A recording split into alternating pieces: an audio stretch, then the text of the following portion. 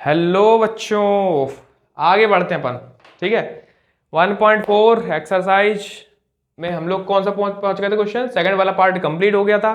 सारे example complete कर लिए, सारे कॉन्सेप्ट कंप्लीट कर लिए, रेशनलाइजेशन की सीरीज स्टार्ट हो गई, बेसिक्स कंप्लीट हो गया, एडवांस फॉर्म बता चुके। अब हम लोग जो एक्सरसाइज में क्वेश्चन है उनको देखते हैं। फोर्थ वाला part, page number 21, NCERT exercise 1.4। Fifth वाला पार्ट है। फोर्थ तो represent root 9.3 on the number line पे। फिफ्थ वाला पार्ट देखो। अब रेशनलाइजेशन की सीरीज चालू करने का आगे का एक स्टेप। तो अब देखो, पहला क्वेश्चन ऐसे ही उड़ा दोगे तुम क्वेश्चन। पहला वाला क्वेश्चन आपकी स्क्रीन पे ये रहा, 2 करोड़ का प्रश्न। फटाक से बताएं इसका आंसर, ओनली 10 सेकेंड्स, जल्दी से बताएं।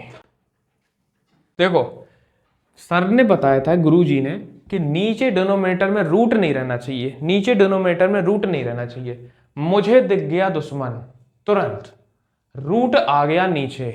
रूट अगर नीचे आ गया इसका मतलब रूट मुझे क्या करना है? हटाना है। रूट अगर हटाना है तो रूट को हटाने की प्रोसेस सर ने बताई थी कि ऊपर नीचे मल्टीप्लाई डिवाइड कर देते। बस इतना सा करना था काम। 1/√7, √7 का मल्टीप्लाई ऊपर और नीचे। √7 का मल्टीप्लाई जैसे ही ऊपर नीचे किया, ऊपर का ऊपर मल्टीप्लाई, 1 का मल्टीप्लाई √7 में क्या हो जाएगा? √7। और सर ने बताया था अगर बेस सेम हो और दोनों रूट में हो तो रूट हट जाता है। √7 का मल्टीप्लाई √7 में करेंगे तो √7 हट जाएगा, क्या हो जाएगा? 7। यही इस क्वेश्चन का आंसर होगा। जल्दी से फटाक से स्क्रीनशॉट ले लें, फिर आगे बढ़ेंगे। तो मेरे शेरों, आगे की दुनिया में कदम रखते हैं। सेकंड वाला क्वेश्चन, 1/√7 माइनस का √6। करो फटाक से इस क्वेश्चन को, 10 सेकंड है, फटाक से बनाए, यहीं पे प्रैक्टिस कर डालें, फिर आगे बढ़ जाएं। रफ कॉपी लेके बैठे, लेटे ना, बाहुबली मूवी नहीं चल रही है। फटाक से करें, आगे बढ़ें। चलो आगे बढ़ते हैं। देखो, सब शादी के ख्यालों में हो नालायकों।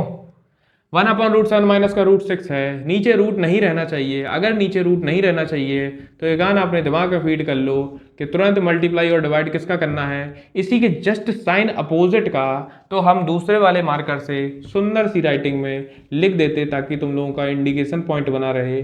√7 प्लस का √6 अपॉन √7 प्लस का √6। ये ऐसा क्यों करते हैं सर? किसी नालायक ने नहीं पूछा। इसलिए करते हैं क्योंकि हमें क्या करना चाहिए? रिमूव डिनोमिनेटर रूट, नीचे का रूट खत्म करना है। एन केन प्रकारेण। तो इसके लिए हम लोग क्या करते हैं? मल्टीप्लाई और डिवाइड कराते हैं। और मैथ्स में घर की खेती नहीं होती है, इसलिए जितने का मल्टीप्लाई कराना पड़ता है उतने का डिवाइड कराना पड़ता है, क्योंकि बैलेंसिंग पॉइंट बना रहना चाहिए। क्योंकि बैलेंस नहीं होगा अगर, तो फिर क्या हो जाएगा? पार्ट्सबिलिटी हो जाएगी मैथ्स के साथ और मैथ्स के कॉन्सेप्ट के साथ, जो कि मैथ्स बिल्कुल नहीं चाहता। ऊपर का ऊपर मल्टीप्लाई कर देंगे, √7 प्लस √6 का मल्टीप्लाई करेंगे 1 में, तो कितना हो जाएगा? √7 प्लस का √6 है। नीचे फिर वही गाने वाली प्रॉपर्टी आ गई, a माइनस का b और a प्लस का b। a माइनस का b मल्टीप्लाई a प्लस का b क्या होता है? a² माइनस का b²। सारे बच्चे जानते हैं। ओके, अब √7 क्या है यहाँ? a, और √6 क्या है? b। √6 क्या है? b और √7 क्या है? a। तो √7 का होल स्क्वायर माइनस टाइम √6 का होल स्क्वायर। √7 प्लस √6 ऊपर आ जाएगा और नीचे क्या आ जाएगा? 7 माइनस का 6। इसका मतलब होता है कि √7 प्लस का √6 क्वेश्चन का क्या हो जाएगा? आंसर हो जाएगा। और मैंने यहाँ पे ध्यान से देखो, ये तो था बेसिक से, और मैंने आपको फॉर्म भी बताया था। अगर नीचे डिनोमिनेटर में रिमूव करने पे रूट, रेशनलाइजेशन करने पे नीचे क्या बने? 1 बने, तो हमेशा उसका जस्ट अपोजिट क्या होता है? आंसर होता है। देखो यहाँ, इसका मल्टीप्लाई इसके साथ में करोगे, नीचे 1 बन रहा, 7 का स्क्वायर, √7 का स्क्वायर 7 और √6 का स्क्वायर 6, 7 माइनस 6 1 होता है। तो जस्ट इसका रिवर्स करके ही क्या होता है? आंसर होता है। तो क्या हो जाएगा? √7 प्लस का √6। सॉल्व करने की ही जरूरत नहीं थी, इतना सिंपल सा क्वेश्चन था। आगे बढ़ जाते हैं। पहले इस क्वेश्चन को फटाक से स्क्रीनशॉट लेके ऑब्जर्व करके आगे बढ़ते हैं। चलो बस 2 क्वेश्चन और रह गए, आगे बढ़ जाते हैं। ठीक है, पानी पीने चले गए थे यार, थोड़ा तो पानी वानी पियेंगे भैया, गला सूखने लगता भाई मेरे। √5 प्लस का √2, ये क्वेश्चन है।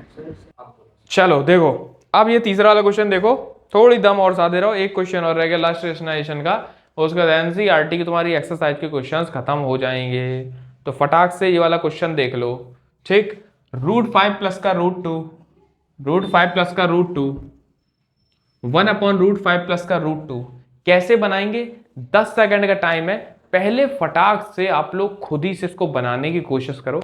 10 सेकंड बाद मैं इसको उड़ाऊंगा और आप भी शायद उड़ा पा रहे हो, क्योंकि कॉन्सेप्ट बराबर जो था वही कॉन्सेप्ट बरकरार है और उसी कॉन्सेप्ट पे क्वेश्चन लगना भी है, ठीक है। देखो जरा फटाक से, 1/√5 प्लस का √2 मल्टीप्लाई करेंगे किसका? √5 माइनस का √2, तुरंत अपोजिट का मल्टीप्लाई कर देंगे। √5 माइनस का √2, जैसे ही मल्टीप्लाई कराया, जैसे ही मल्टीप्लाई कराया ऊपर का ऊपर √5 माइनस का √2, तो √5 माइनस का √2 कितना आएगा? √5 माइनस का √2 आएगा, ऊपर 1 का मल्टीप्लाई कराओगे तो वही आ जाएगा। नीचे a प्लस बी और a माइनस का b, दोनों का मल्टीप्लाई क्या होता है? a स्क्वायर माइनस का b square, a square minus का b square.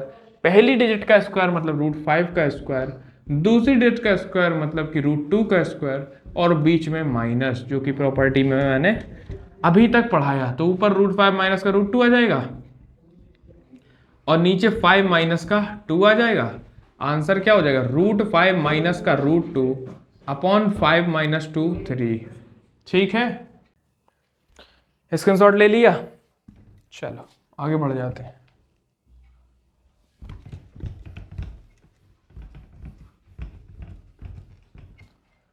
Last question, 1/√7 minus का 2। इस क्वेश्चन को और बना लो, एनसीईआरटी का एंड लास्ट क्वेश्चन। देखो इसमें डिनोमिनेटर में रूट नहीं रहना चाहिए, तो बस इसके जस्ट अपोजिट मल्टीप्लाई कराओ। √7 माइनस का 2 मल्टीप्लाई √7 प्लस का 2 अपॉन √7 प्लस का 2, ऊपर का ऊपर मल्टीप्लाई, 1 का मल्टीप्लाई √7 प्लस का 2 में होगा, कितना हो जाएगा? √7 प्लस का 2। नीचे का नीचे ही मल्टीप्लाई, तो a माइनस बी बन गया ये फॉर्म, ये a प्लस बी बन गया फॉर्म। मल्टीप्लाई होगा इन दोनों का तो क्या होता है? a स्क्वायर माइनस का b स्क्वायर, मतलब इन दोनों का भी मल्टीप्लाई करने पे क्या होना चाहिए? a स्क्वायर माइनस का b स्क्वायर। पहली डिजिट क्या है? a और दूसरी डिजिट क्या है? b। पहली डिजिट है a, दूसरी डिजिट है b, तो a स्क्वायर मतलब √7 का होल स्क्वायर, √7 का होल स्क्वायर माइनस 2 का होल स्क्वायर, ऊपर √7 प्लस का 2, नीचे √7 का 7 माइनस का 4। आंसर आ गया √7 प्लस का 2 अपॉन 3। यही इस क्वेश्चन का आंसर होगा। एनसीईआरटी का रेशनलाइजेशन वाला टॉपिक पूरा क्लियर हो गया। अब हम रिफ्रेशर बेस्ड क्वेश्चन बाद में लगवाएंगे, पहले रेशनलाइजेशन के टॉपिक खत्म होने वाला। एनसीईआरटी का पूरा एक्सपोनेंट एक्सप्लेनेशन होगा और उसके बाद अगली वीडियो में एक्सपोनेंट के ही कॉन्सेप्ट्स के साथ क्वेश्चन लगवाएंगे। ठीक है, थैंक यू।